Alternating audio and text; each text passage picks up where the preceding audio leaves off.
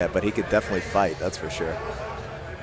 And this is going to be, I think, a really banger of a match. This is my favorite first-round matchup of the entire day.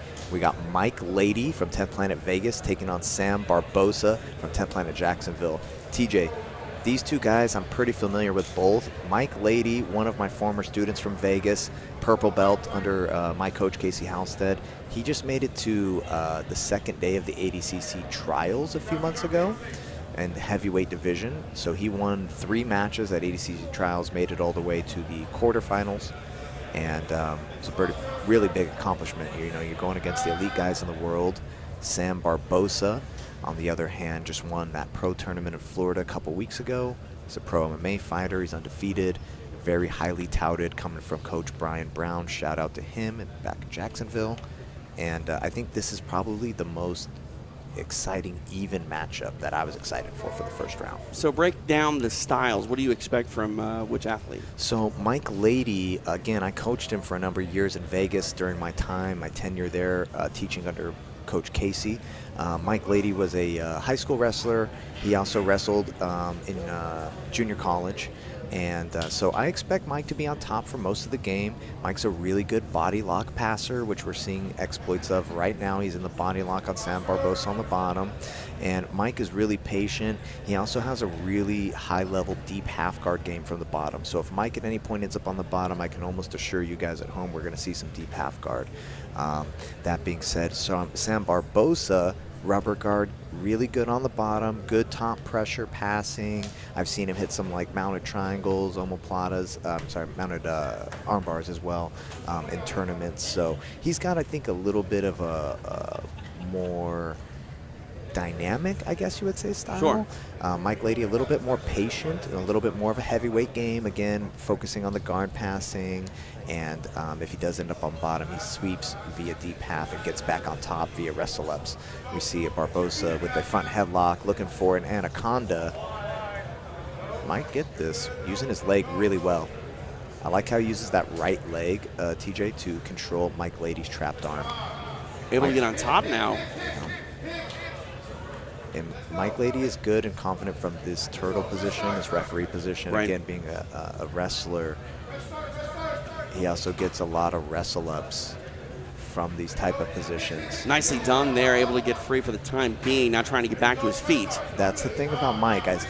He's not going to accept bottom in that if you do get on top of him, he's not just going to play guard. He will give up the back a little bit in certain instances like that in order to create a scramble and stand up. I'm trying to work this key lock. Barbosa kind of got a Derek Rayfield type of game as well. He'll relax, let you mount him as we're seeing here. He's not really defending Mike's mount so much as he's waiting for his opportunity to explode and capitalize. You mentioned that wrestling base. I think about Casey Halstead, who just looks like a wrestler. Coach Casey is that wrestling mindset, and I think he turns wrestlers into savages. Yeah, I mean, that's what we do in Vegas, man. You know, I'm lucky enough to be mentored by Coach Casey out there in Vegas. I left Orange County a number of years ago to go help him run the schools out there in Vegas, and now they're just flourishing, man. There's 600-700 students between 2 academies. He's got a number of up-and-coming killers. He's got my boy, my old roommate, Andy Varela, who is just in ADCC, one of the top guys in the world. He's also going to be competing on my next show, November 6th, SOS 8. The middleweight pros. You see Andy out there. But 10 Planet Vegas, man, yeah, they grind. They take the wrestlers. They teach them jiu-jitsu. They teach them guard. They teach them how to take the back. And, you know, I mean, every day, every Sunday in Las Vegas, the toughest room in the entire city is 10th Planet. I've heard that. I mean, to be honest, every day of the week is the toughest room, is 10th Planet. And if you don't think so, be my guest and go right in there, because there's going to be 7 to 10 UFC current athletes. Right. There'll be 7 to 10 black belts, and then you're going to have another room full of a bunch of young up-and-coming killers. Interesting position here as these guys are... Double headlock. Oh, wow. Right? Yeah. Guillotine attempt by Barbosa on the bottom. Lady wise to it. Wow. Does not stop spinning. Like, it was almost like he had his head in the crocodile's mouth the way he was spinning out of that. Right, yeah, that was fun. You're talking about 10th Planet Las Vegas, the the downtown academy is a beautiful facility Yeah, as well. that was my academy where I taught the majority of the time for about 3.5 years. Downtown Vegas, right off of Fremont Street, 6th and Fremont. Shout out to my boy, the 6th Street Strangler, who took over my position for me. And yeah, one of the most beautiful academies in the world. I mean, you know, I'm sure it sounds biased. I used to teach there for a number of years, but it used to be a Bikram yoga studio. So they built the place and has, you know, granite countertops and 4 showers, men's and women's bathrooms, and laundry room. It's just beautiful. I have no bias. It's the nicest gym I've ever been in, honestly. It's too nice. For a jiu-jitsu academy, it's great. Right? And, you know, we just got lucky in that the Bikram spot closed down and Coach Casey was able to swoop up a lease. And we've been there ever since. And it's, you know, there's nothing cooler, honestly, than training on a Friday night, getting an open mat at like 7 p.m. We all hang out, train. Everyone showers, cleans up, and then boom, we go hit Fremont Street, have a great dinner, have some drinks, hang out. And that's where you want to be in Vegas anyway. Oh, yeah, it's the best. And if you're a local, you're definitely going to Fremont, not the Strip. So Mike Lady, no stranger out there. He's being coached by some of his boys also out here. And I see Barbosa setting up a high rubber guard isolation. He's got, omoplata attempt slips out for Mike Lady. And like I said, I expected this from Mike Lady. He's a good body lock passer. He's patient. He's not going to take a unnecessary risk. Mike is one of the most cerebral grapplers I've ever had the pleasure of training. It was great training this guy because he's very smart. He's a software engineer. You know, he's got a really good business. He makes a good living. And he's just a very intelligent guy, very cerebral.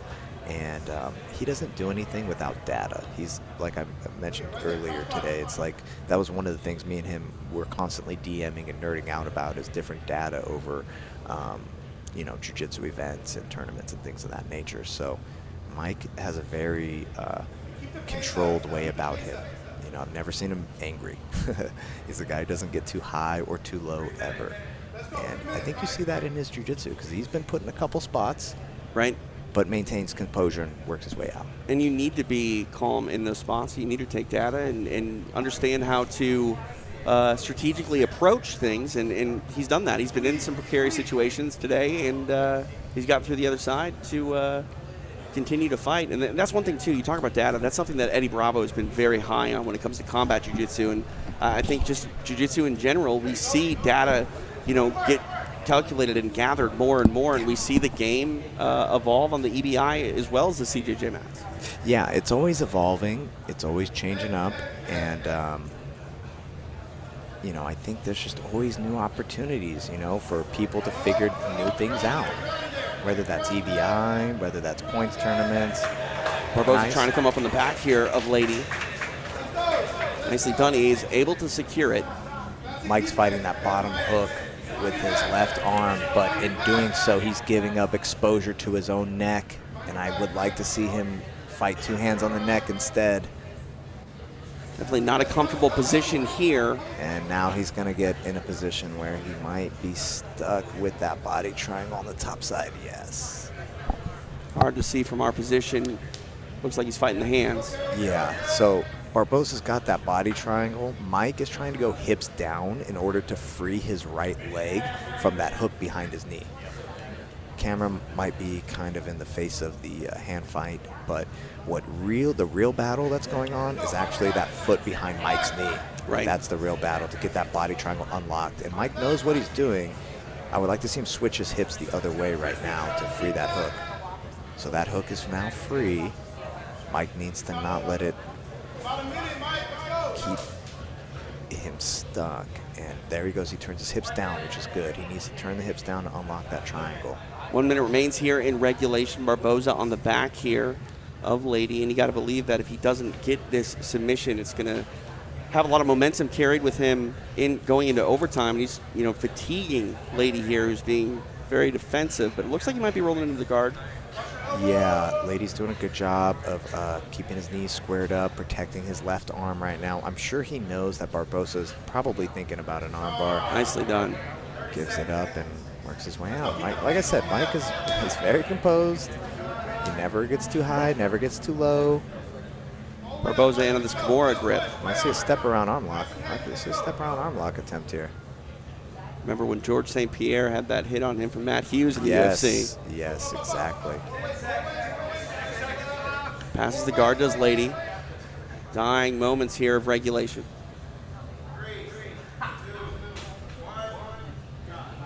Ten minutes in the books. We are headed to overtime. Fun little match there in regulation. Lady, to his feet, doesn't look too gassed as we head into overtime.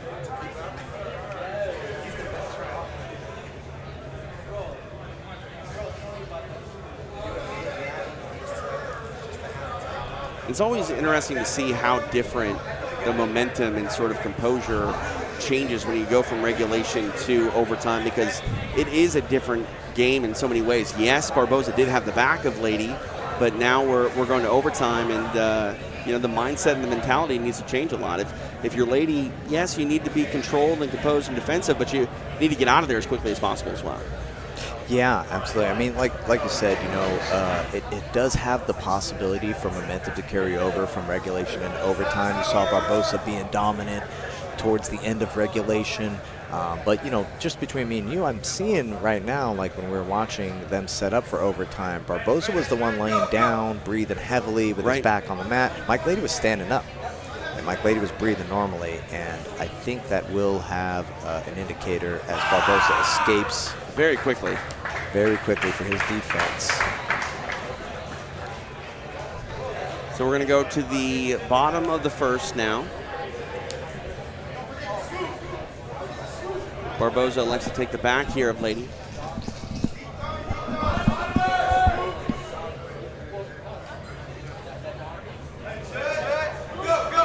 And here we go underway. Trying to get that body triangle is Barboza. Trying to get that rear naked choke, maybe on the face here, but trying to wrap it up. Yeah, and it looks like it is deep enough with that right arm in front of the chin that he's just going to look to face crank him. There's the tap, nicely done. Sam Barboza gets the win in overtime via submission, and he is on his way to the quarterfinals. Yeah, I think that was a pretty evenly sourced match, and